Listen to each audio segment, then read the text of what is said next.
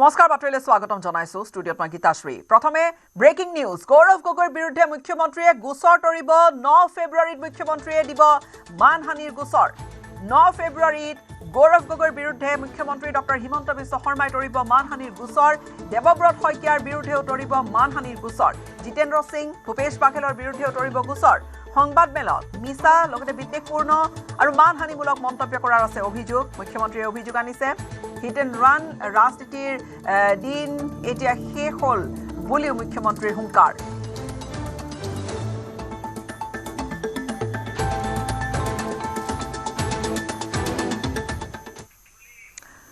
ডুমডুমাত এটা ভয়ংকৰ পথ দুৰ্ঘটনা আন এক ব্ৰেকিং নিউজ এই মুহূৰ্তত ডুমডুমাত বাহনৰ খুন্দাত আৰক্ষী বিষয়াৰ মৃত্যু ঘটিছে দুৰ্ঘটনা ডুমডুমা থানাখনৰ উপ পৰিদৰ্শক বুবুল সোণোৱালৰ মৃত্যু মৃত আৰক্ষী বিষয়াগৰাকীৰ ঘৰ হৈছে ডিব্ৰুগড়ৰ টেঙাখাটত দুৰ্ঘটনাত আহত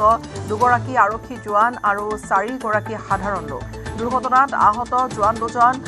দুলেন্দ্ৰ দহুতীয়া আৰু উব্ৰ সোণোৱাল চামদাং বাইপাছত আৰক্ষীৰ বাহনত খুন্দা মাৰিছিল এখন ব্যক্তিগত বাহনে অৰুণাচলত পঞ্জীকৃত এই বাহনখনে সংঘটিত কৰিলে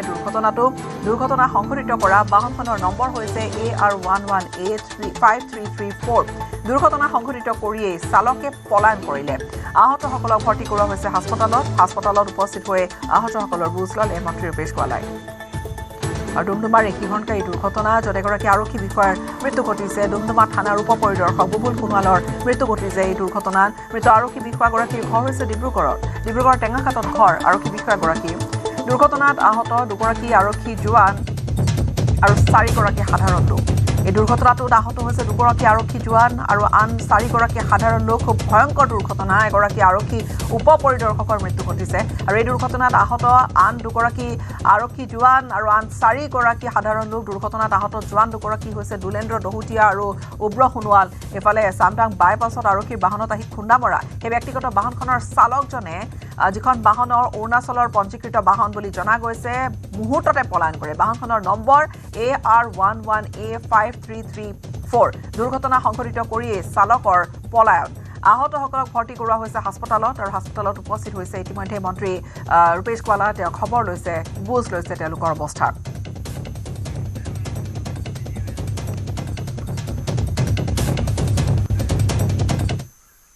আন কিছু খবৰ মণিপুৰৰ পৰা ৰাষ্ট্ৰপতি শাসন প্ৰত্যাহাৰৰ পিছতেই নতুন চৰকাৰৰ শপত গ্ৰহণ বিজেপি চৰকাৰৰ মুখ্যমন্ত্ৰীৰূপে শপত ল'লে ইউমনাম খেমচান্দ সিঙে লোকভৱনত ৰাজ্যপাল অজয় ভাল্লাই মুখ্যমন্ত্ৰীৰ শপত বাক্য পাঠ কৰালে ইউমনাম খেমচান্দ সিঙক উপমুখ্যমন্ত্ৰী হিচাপে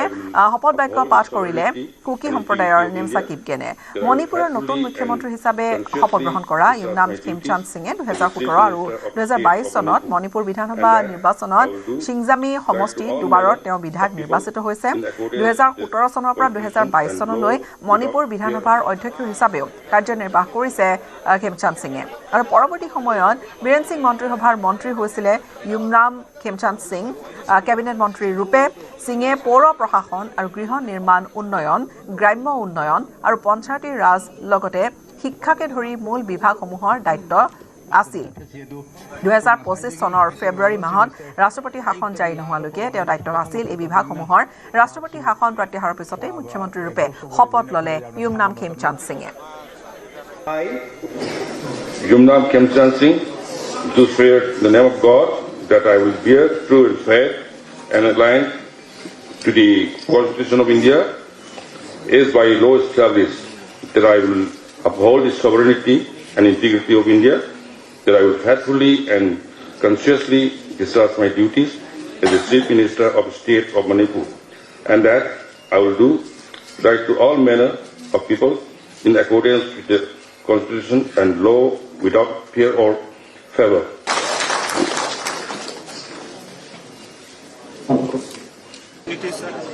लो आप एक चीज देखिए मणिपुर की जो कंपोनेंट है 36 कम्युनिटीज की कंपोनेंट है एंड मणिपुर को संभाल के आया बाय दिस 36 कम्युनिटीज तो सेंस ऑफ पार्टिसिपेशन जो दे रहे हैं उससे हम लोग की आशा है कि मतलब पीसफुल एटमॉस्फेयर लाने में बहुत मतलब মণিপুৰৰ নতুন মুখ্যমন্ত্ৰী ইউমনাম খেমচান্দ সিঙৰ আছে এটা অসম সংযোগ অসম টাইকোৱাণ্ডো সন্থাৰ প্ৰতিষ্ঠাপক সভাপতি আছিল মণিপুৰৰ নতুন মুখ্যমন্ত্ৰী ইউমনাম খেমচান্দ সিং গুৱাহাটী নিকলছ হাইস্কুলৰ পৰা ইউমনাম খেমচান্দ সিঙে আৰম্ভ কৰিছিল টাইকোৱাণ্ডোৰ যাত্ৰা 1982 চনৰ পৰা 1991 চনলৈ অসম টাইকোৱাণ্ডো সন্থাৰ সভাপতি আছিল ইউমনাম খেমচান্দ সিং বিশ্ববিদ্যালয়ত ইউমনাম খেমচান্দ সিঙে মন্ত্ৰী অতুল বৰাক দিছিল প্ৰশিক্ষণ মানে টাইকোৱাণ্ডো যেতিয়া খেমচান্দ ছাৰ আহিছিলে 82 চনত অসমলৈ তেওঁ জিমি জাকটিনি ষ্টুডেণ্ট আছিলে লক্ষ্ণৌত তেওঁ টাইকোৱাণ্ডো শিকিছিলে আৰু যেতিয়া 82 চনত ইয়াত আহিল সদৌ অসম টাইকোৱাণ্ডো সন্থাৰ তেওঁ প্ৰতিষ্ঠাপক সভাপতি হিচাপে তেওঁ আৰম্ভ কৰিছিল আৰু মই মোৰ মাহিল ল'ৰা শ্বহীদ হীৰকজ্যোতি মহন্ত এনেকৈ বহুত গুৱাহাটীৰ ল'ৰা ছোৱালী মানে প্ৰথম ইয়াতে আমি নিকল স্কুলত আৰম্ভ হৈছিলে যেতিয়া অপাৰেশ্যন বজৰং ৰাইনো হ'ল বহুত টাইকোৱাণ্ডো শিকা ল'ৰা আলফাত গুচি গ'ল আৰু বিশেষকৈ মোৰ মাহিল ল'ৰা হীৰকজ্যোতি মহন্ত আলফাৰ ডেপুটি কমাণ্ডাৰ ইন চিফ আছিলে তেওঁক বিচাৰি পেলাই ছাৰক বহুত হাৰাশাস্তি কৰিলে পুলিচ আৰ্মি এইবোৰে তো সেই উৎপাততে তেওঁ 51 চনত মানে অসম এৰি পেলাই মণিপুৰ গুচি গ'ল তেওঁ খুব সাহসী আৰু তেওঁ মানে সদায় আমাক আগৰ পৰা আমি আগতে আছোঁ সদায় তেওঁ আগুৱাই যায় আৰু আমাৰ যিটো গুৰু শিষ্যৰ পৰম্পৰা সেই 82 চনৰ পৰা আজিলৈকে আছে দিছপুৰ সমষ্টিৰ দলীয় টিকট বিচাৰি আবেদন কৰিছে বিজেপি নেতা জয়ন্ত দাসে ৰাজ্যিক বিজেপিৰ সভাপতি দিলীপ শইকীয়াৰ হাতত টিকটৰ বাবে জয়ন্ত দাসে দাখিল কৰিছে আবেদন পত্ৰ টিকট বিচাৰি আবেদন পত্ৰ দাখিল কৰাৰ পিছতে দিছপুৰৰ বিধায়ক অতুল বৰাক তীব্ৰ কটাক্ষ প্ৰাক্তন উপসভাপতিগৰাকীৰ চিপ্ৰাং মৰা দূৰৰ কথা চিপ্ৰাং দাঙিবলৈও অতুল বৰাৰ বল নাই বুলি কটাক্ষ কৰিছে জয়ন্ত দাসে লগতে 2026 নিৰ্বাচনৰ বাবে দিছপুৰ সমষ্টিৰ দলীয় টিকট পাব বুলিও আশাবাদী হৈ আছে প্ৰাক্তন উপসভাপতি ৰাজ্যিক বিজেপিৰ জয়ন্ত দাস বৰ্তমান বিধায়কগৰাকী চিপ্ৰাং মৰা মানে প্ৰথম কথা হ'ল যে চিপ্ৰাং এটা গধুৰ বস্তু সেইডাল হাতত দুইখন হাতেদি দাঙিবতো পাৰিব লাগিব দাঙিব পৰা শক্তি যদি থাকিলেহেঁতেন তেতিয়াহ'লে তেওঁ চিপ্ৰাং মৰাক মই ভয় কৰিলে একো শক্তিয়ে নাই যদি শক্তি থাকিলে 3বাৰকৈ হাৰে নেকি 3বাৰ হাৰিছে একেবাৰে অৱস্থা নোহোৱাত আহি আমাৰ দলত আহি মানে সুপনি পুতিলে আৰু সুপনি পুতি আমাৰ দলৰ পৰা আহে 2বাৰকৈ জয় হৈছে সেইকাৰণে একো চিপ্ৰাঙৰ কোনো কথাই নাহে যে মই স্পষ্টভাৱে জানো কাৰণ ৰাইজে আচল শক্তিটো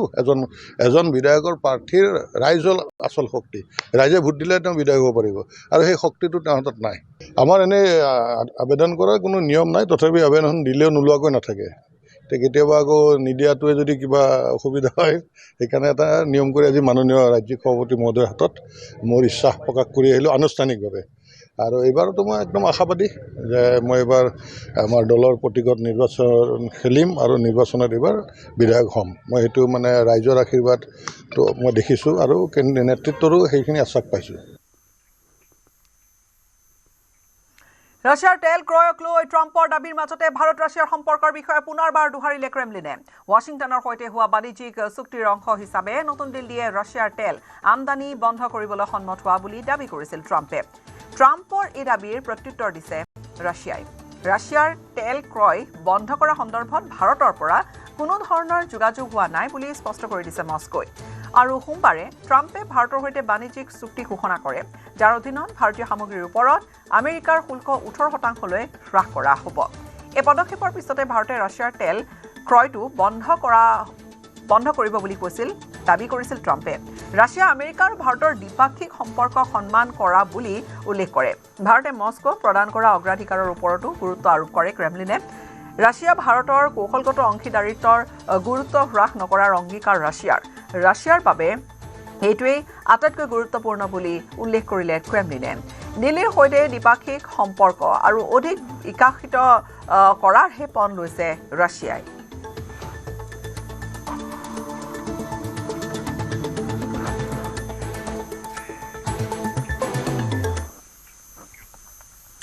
মিজোৰামৰ ফৰ্মোসা ফাউণ্ডেশ্যনলৈ ৰিলায়েন্স ইণ্ডাষ্ট্ৰিজ লিমিটেডৰ সহায়ৰ হাত ড্ৰাগছ বিৰোধী অভিযানৰ বাবে ৰিলায়েন্স ইণ্ডাষ্ট্ৰিজ লিমিটেডে প্ৰদান কৰিলে 9খন বলেৰো ভান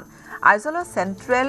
YMA হলত ৰিলায়েন্স ইণ্ডাষ্ট্ৰিজ লিমিটেডে প্ৰদান কৰিলে এই বাহনকেইখন বিগত বৰ্ষৰ 8 ডিচেম্বৰত অনন্ত আম্বানীৰ সৈতে বৈঠকত মিলিত হৈছিল ফৰ্মোসা ফাউণ্ডেশ্যনৰ অধ্যক্ষ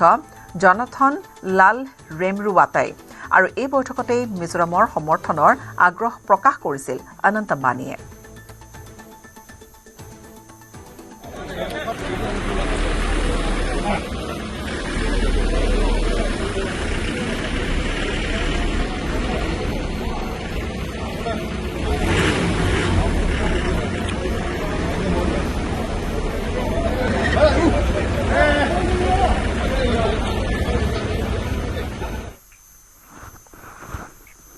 জম্মু কাশ্মীৰৰ কিস্তৱাৰত নিৰাপত্তাৰক্ষীৰে হোৱা সংঘৰ্ষত নিহত হৈছে এটা সন্ত্ৰাসবাদী অপাৰেশ্যন Tashi-1ৰ অধীনত কিস্তৱাৰৰ দিছাৰত চলিছিল এই অভিযান আৰু জম্মু কাশ্মীৰ আৰক্ষী লগতে CRPFৰ এটা যৌথ অভিযান চলিছিল য'ত নিহত হৈছে এই সন্ত্ৰাসবাদীটো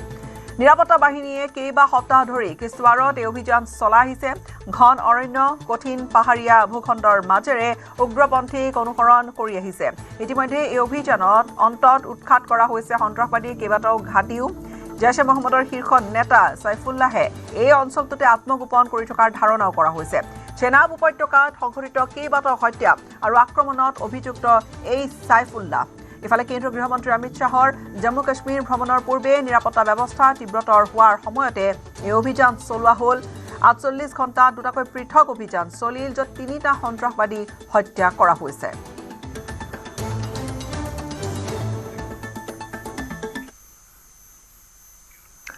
চিকেন নেকক লৈ ৰাষ্ট্ৰবিৰোধী শক্তিয়ে দিয়া ভয় ভাবুকিৰ দিন এতিয়া উকলিল দেশৰ মূল ভূখণ্ডৰে উত্তৰ পূবৰ সংযোগ ঘটোৱা চিকেন নেকক লৈ কেন্দ্ৰীয় চৰকাৰৰ গুৰুত্বপূৰ্ণ ঘোষণা শীঘ্ৰে চিকেন নেকৰ তলেৰেই হ'ব সুৰংগ পথ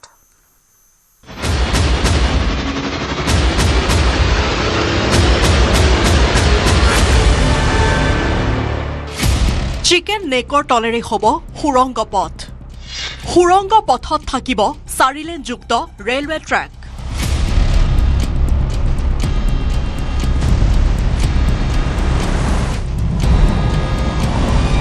বহুত হৈ গ'ল চিকেন নেকক লৈ কৰা ককৰ্থনা বাংলাদেশৰ মৌলবাদী শক্তিয়ে হওক অথবা চীনৰ কোনোবা দুষ্ট শক্তিয়ে হওক চিকেন নেকক লৈ আৰু প্ৰৰোচিত মন্তব্য কোনেও কৰিব নোৱাৰিব কাৰণ চিকেন নেকৰ ইপাৰ সিপাৰ সংলগ্ন কৰা বিশেষ টানেল নিৰ্মাণ কৰিবলৈ গৈ আছে কেন্দ্ৰীয় চৰকাৰে ৰাষ্ট্ৰীয় নিৰাপত্তা তথা উত্তৰ পূৰ্বাঞ্চলৰ সুৰক্ষাৰ কথা আহিলেই চৰ্চালৈ আহে চিকেন নেকৰ প্ৰসংগ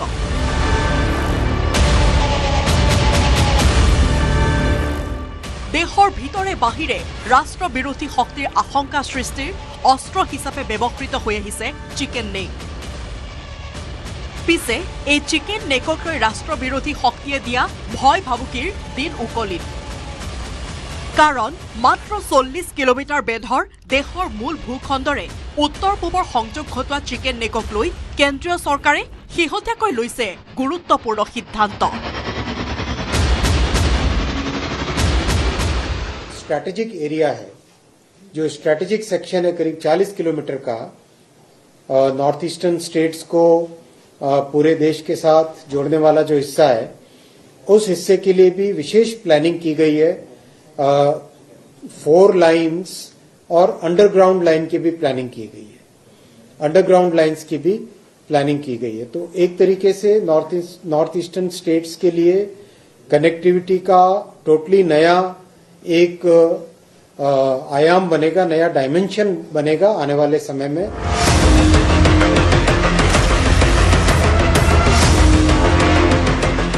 40 কিলোমিটাৰ এই ৰেলৱে ট্ৰেক 4-লেনযুক্ত ৰেলৱে ট্ৰেক যিয়ে দেশৰ আন্তঃগাঁথনিৰ প্ৰতি এটা নতুন পৰিৱৰ্তন অনাৰ সুযোগ দিব উত্তৰ পূৰ্বাঞ্চলকো নতুন এটা বাট দেখুৱাবলৈ সক্ষম হ'ব আৰু এতিয়াৰে পৰা কোনেও চিকেন নেকক লৈ বিৰূপ মন্তব্য কৰিবলৈ সাহস কৰিব নোৱাৰিব প্ৰস্তাৱিত ভূগৰ্ভস্থ ৰেলৱে সংযোগে উত্তৰ পূবৰ সুৰক্ষাৰ ক্ষেত্ৰত আনিব বিশেষ কৌশলগত অগ্ৰগতি কাৰণ এই সুৰংগ পথ হৈ উঠিব উত্তৰ পূব আৰু দেশৰ বাকী অংশৰ মাজত সামৰিক সামগ্ৰী পৰিবহণৰ ক্ষেত্ৰত সুৰক্ষিত আৰু নিৰ্ভৰযোগ্য যাতায়াতৰ corridor news desk report news 18 Assam north east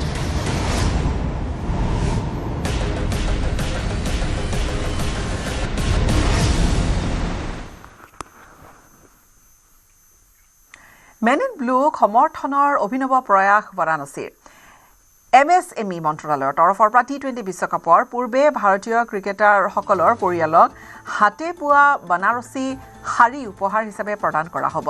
যাৰ বাবে এতিয়া বাৰাণসীৰ তাঁতশালত দেখা গৈছে ভীষণ ব্যস্ততা উল্লেখযোগ্য যে বানাৰসী শাৰী দেশৰ মূল্যৱান হস্ততাঁত বস্ত্ৰশিল্পৰ ভিতৰত অন্যতম আৰু সুকোমল ৰেচম উজ্জ্বল ৰং আৰু ক্লাছিক ডিজাইনেৰে নিৰ্মিত এই শাৰীসমূহ শতিকা পুৰণি দক্ষতা আৰু কঠোৰ পৰিশ্ৰমৰ যেন এক সুন্দৰ উদাহৰণ নিখুঁত উদাহৰণ আৰু এটা সময়ত এখন বানাৰসী শাৰী থকাটো যেন এটা সন্মানৰ বিষয় আছিল বানাৰসী শাৰী দিয়াটো সন্মান আৰু সদিচ্ছাৰ চিন স্বৰূপ আছিল এই সন্মান আৰু সদিচ্ছাৰ চিন স্বৰূপে গ্ৰহণ কৰা হৈছে এই সিদ্ধান্ত আৰু দেশৰ পৰম্পৰা আৰু ক্ৰীড়া যাত্ৰা দুয়োটাকে যেন উদযাপন কৰা হ'ব এই পদক্ষেপৰ জৰিয়তে এই সিদ্ধান্তৰ ফলত উপকৃত হ'ব বানাৰসৰ স্থানীয় শিপিনীসকল আৰু লগতে ক্ষুদ্ৰ ব্যৱসায়ীসকল এই বিশেষ শাৰীসমূহ প্ৰস্তুত কৰা হ'ব ক্ৰিকেট থিমযুক্ত ডিজাইনেৰে ভাৰতে লাভ কৰা ট্ৰফি জয়লাভ কৰা প্ৰতিযোগিতাৰ বছৰ আদি খোদিত কৰা হ'ব এই শাৰীত যাৰ দ্বাৰা ক্ৰিকেটৰ ইতিহাস পৰম্পৰাগত হস্ততাঁত শিল্পৰ সৈতে সংযুক্ত হৈ পৰিব উল্লেখ্য বিষয়টো হৈছে যে খেলপথাৰ খেলুৱৈসকল তেওঁলোক জিলিকি থকাৰ সময়ত প্ৰায় পৰ্দাৰ আঁৰত থাকে তেওঁলোকৰ পৰিয়াল তথাপিও তেওঁলোক শক্তি সমৰ্থন আৰু উৎসাহৰ যেন মূল মন্ত্ৰ গতিকে ভাৰতীয় ক্ৰিকেটাৰৰ পৰিয়ালক বানাৰসী শাৰী উপহাৰ দি বাৰাণসীয়ে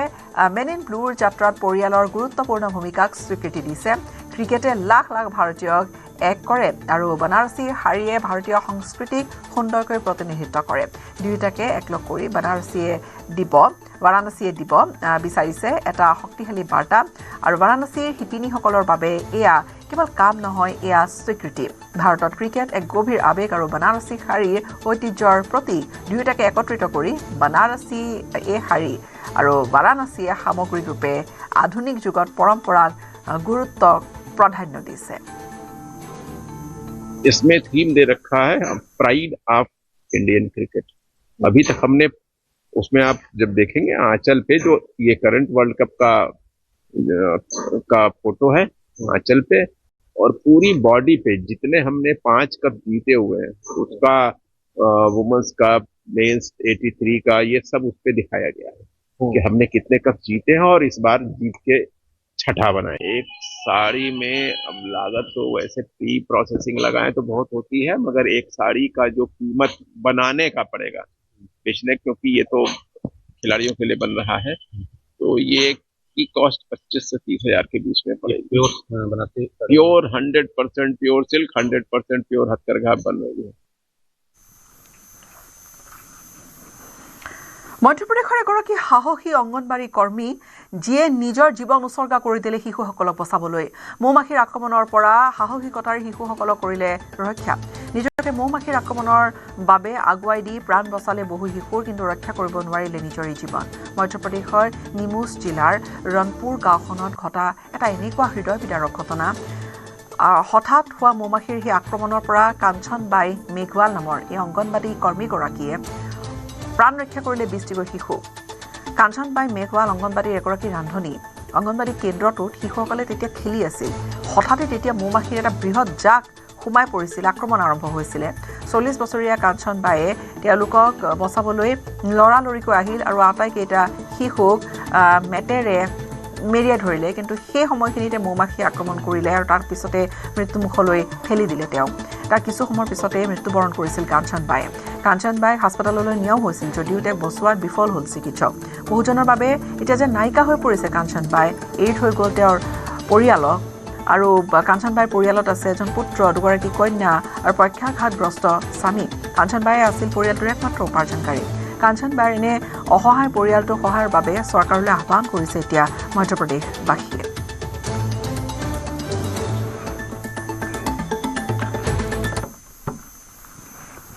CNBC TV 18 বিশেষ অনুষ্ঠান ইনভেষ্টিং ফৰ এ নিউ এৰা এই বিশেষ অনুষ্ঠানত অংশগ্ৰহণ ৰিলায়েন্স ইণ্ডাষ্ট্ৰিজৰ অধ্যক্ষ মুকেশ আম্বানী আৰু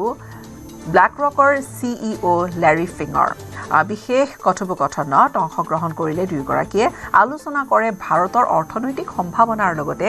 জিঅ' আৰু ব্লেক ৰকৰ যৌথ উদ্যোগৰ বিষয়ে আলোচনা দীৰ্ঘম্যাদী বিনিয়োগৰ লাভৰ কাৰক হিচাপে ভাৰতৰ গাঁথনিগত যি পৰিৱৰ্তন আৰু বৰ্ধিত উপভোক্তাৰ ভিত্তিৰ বিষয়ে গুৰুত্ব আৰোপ কৰা হয় ভূ ৰাজনৈতিক অনিশ্চয়তাৰ মাজতে বিশ্বৰ দুজন প্ৰভাৱশালী ব্যৱসায়িক নেতাৰ কথোপকথনে বহন কৰিছে বিশেষ তাৎপৰ্য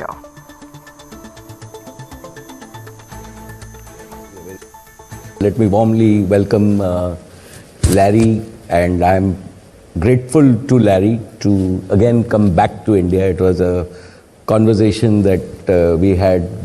in 23, and it just took me 5 minutes to saying, Larry, BlackRock should be back in India. And he said, That's all it took, 5 minutes? Will you partner me? I think it was less. We had a car ride. We had to go to point A and point B, and we accomplished it in a car ride. In terms of,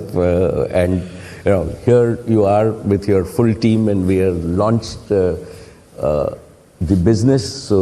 thank you for again coming back to India, and India warmly welcomes you and your colleagues, and to all my colleagues from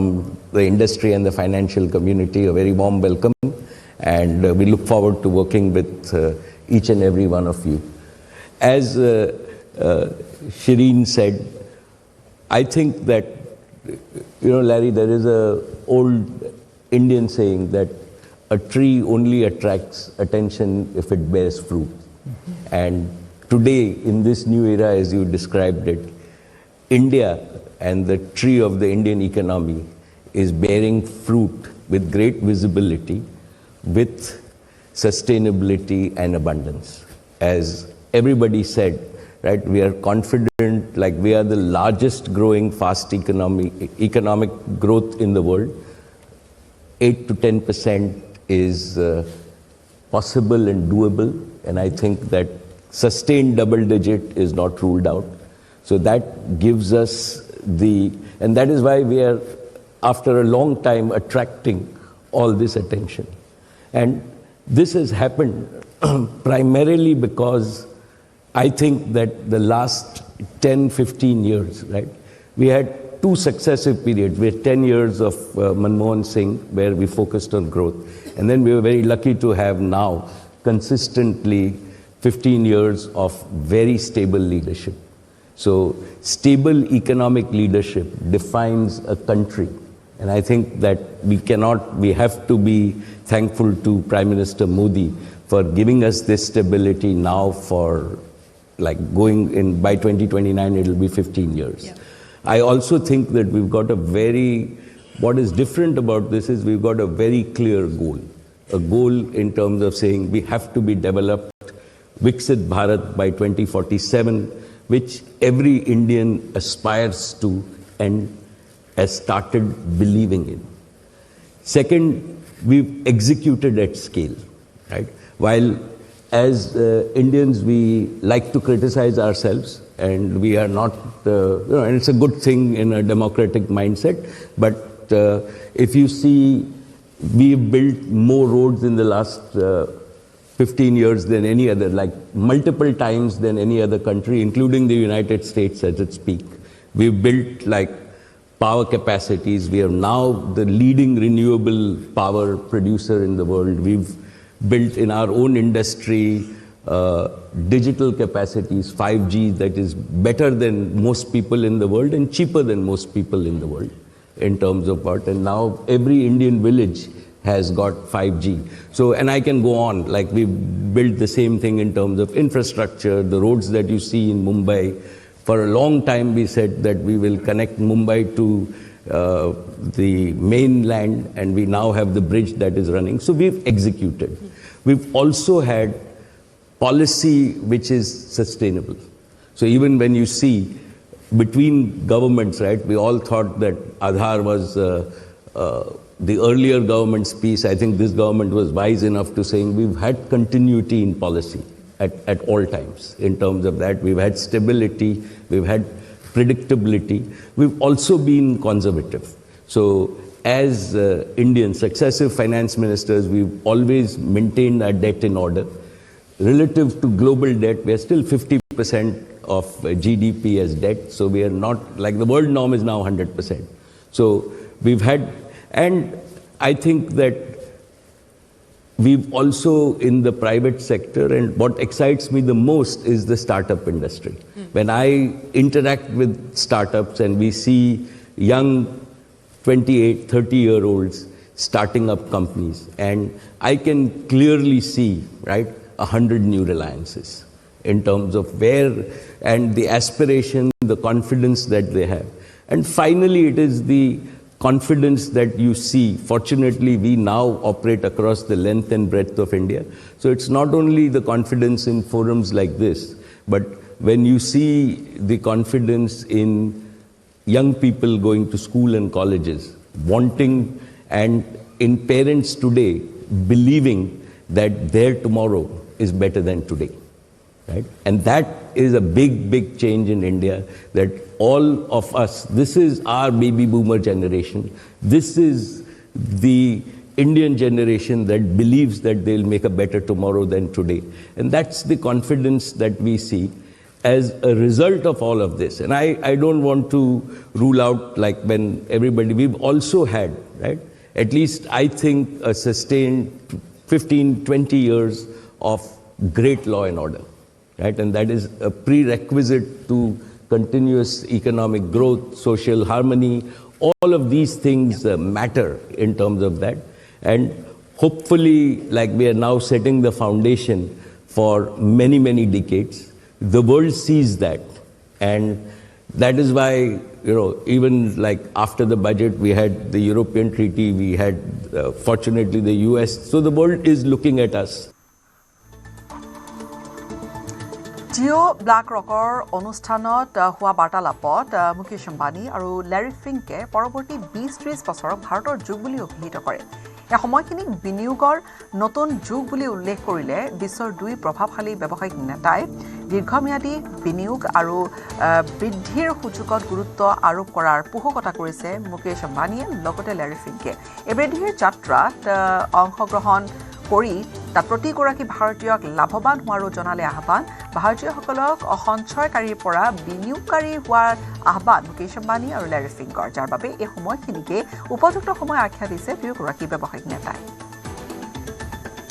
We're talking about investing in a new era. What are the changes that you foresee that will shape the investment choices, the investment decisions of leaders like you as we look at this new era? Well, first of all, it's great to be here in Mumbai. It's great to spend time with my partner, Mukesh, and the entire Reliance NGO team. So it's a real honor to be here.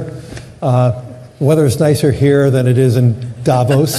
and much nicer than New York, where I had our board meeting last week. So it's good to be here. We talk about a new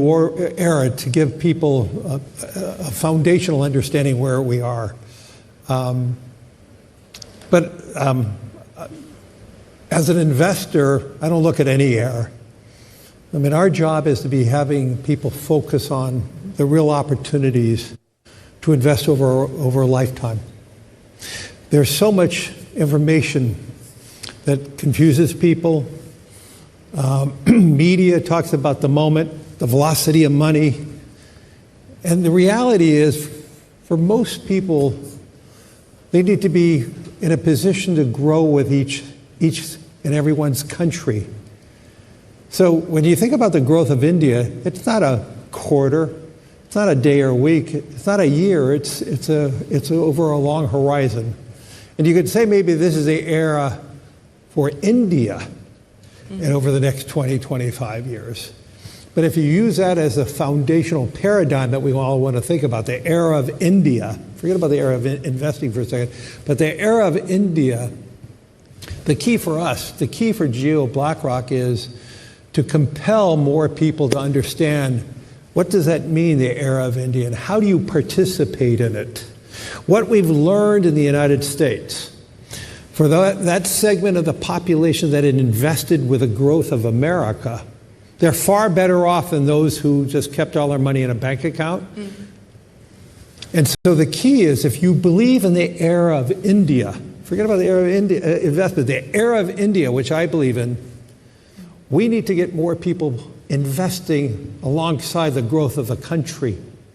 And that's the role of the capital markets, that's the role of what we can be doing together. And to me, whether it's, you want to focus on AI, you want to focus on how we live, how we grow, how we educate ourselves, to me, those are subsets of the era of India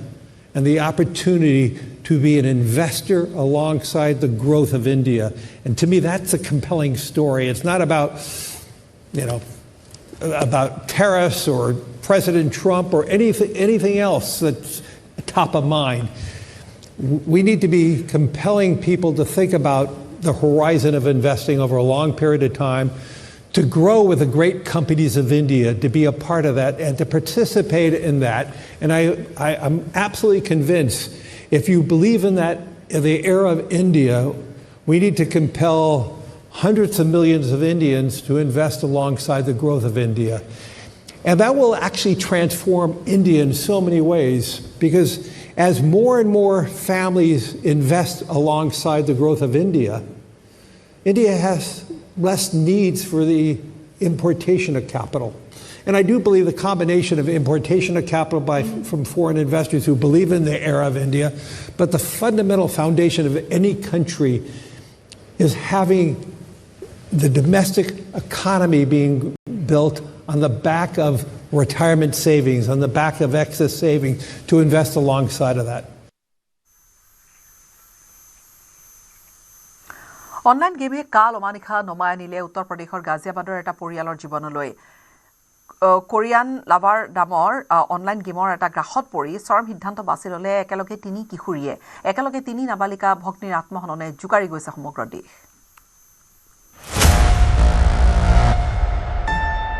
online গেমিঙৰ আসক্তি 3 ভগ্নীৰ জীৱনৰ কৰুণ পৰিসমাপ্তি। তলত কান্দি থকা এটা emoji, ওপৰত এটা বাক্য।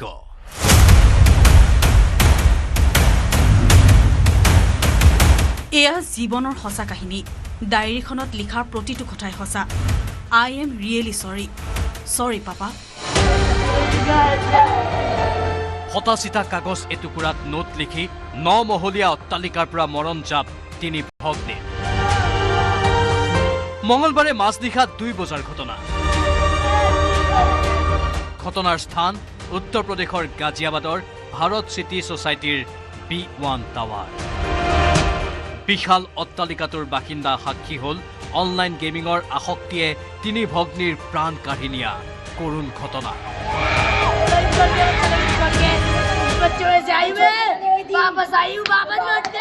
टावर B1 फ्लैट नंबर 907 की 9वीं मंजिल की बालकनी से 3 बच्चियों के कूदने की सूचना मिली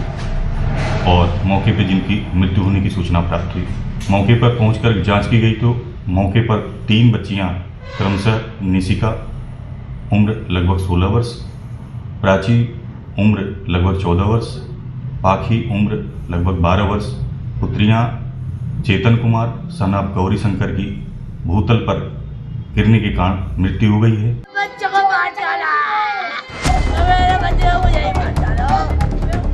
লকডাউনৰ বন্দিত্বৰ পৰা মুক্তি পাবলৈ 3 ভগ্নী মজি গৈছিল অনলাইন গেম। নাই, তাতো মুক্তিৰ পথ বিচাৰি পোৱা নাছিল 3 ভগ্নীয়ে।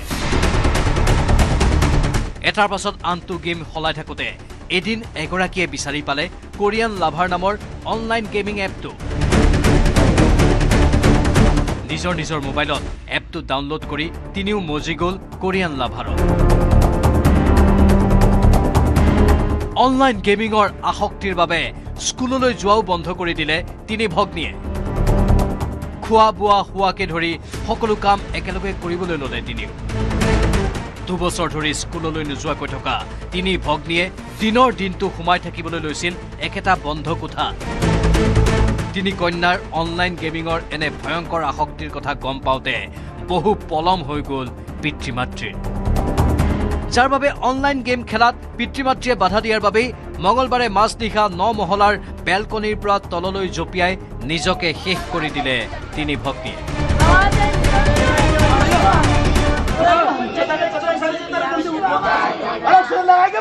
सॉरी, हम कोरिया नहीं छोड़ सकते। कोरिया हमारी जिंदगी है, कोरियन हमारी जान है और आप हमें नहीं छोड़ा सकते। आई एम सॉरी, हम जान दे रहे हैं बस। और सुसाइड नोट मैंने अभी देखा जस्ट, उनके पास। सर बहुत बुरा हुआ है, ऐसा किसी के बच्चे के साथ ना हो। मैं कहूँगा सब बच्चे अपने गेम खेलना छोड़े, सब कोई भी माँ अपने बच्चों को गेम ना खेलने दें। बस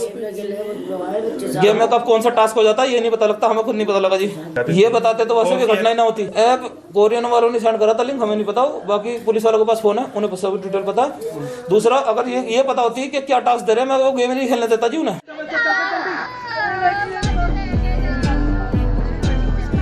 অনলাইন গেমৰ আসক্তিৰ বাবে 16 বছৰীয়া নিচিকা, 14 বছৰীয়া প্ৰাচী আৰু 12 বছৰীয়া পাখীয়ে নিজকে শেষ কৰি দিয়া গাজিয়াবাদৰ ঘটনাই জোকাৰি গৈছে সমগ্ৰ দেশ।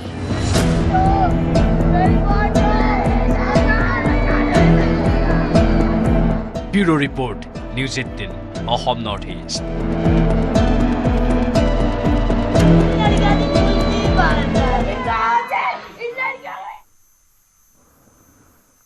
সময়খিনিত এটা চমু বাণিজ্যিক বিৰতিৰ